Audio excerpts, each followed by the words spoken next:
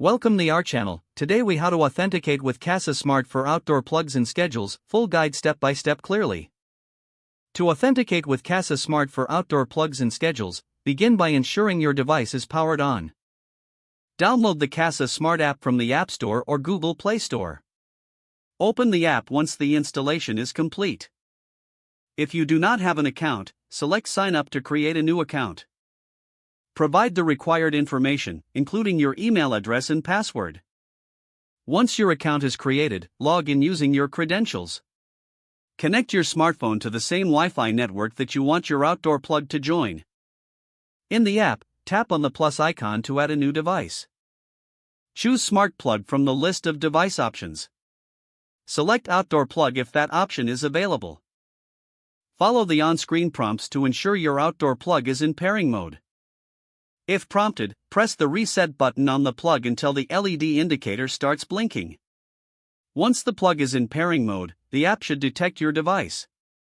Select your device from the list and tap on Next to continue. Enter your Wi-Fi credentials when prompted, ensuring you use a 2.4 GHz network, as the plug may not support 5 GHz. Wait for the app to connect to your outdoor plug. When the connection is successful, you will see a confirmation message. You can then assign a name to your outdoor plug for easy identification. Next, set up a schedule by navigating to the device settings. Select the schedule option from the menu. Choose the days and times you want the outdoor plug to turn on or off. Confirm your schedule settings and save the changes. Your outdoor plug is now authenticated and scheduled for automatic operation. You can manage and adjust schedules at any time through the Kasa Smart app. Remember to test the schedule by turning the plug on and off manually to ensure everything is working properly. If the page does not load, refresh the browser or try again in a private or incognito window.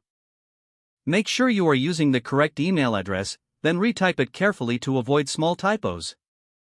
If your password is not accepted, use the reset option and create a new strong password you can remember. Don't forget to like this video and subscribe to our channel for more step-by-step tech guides.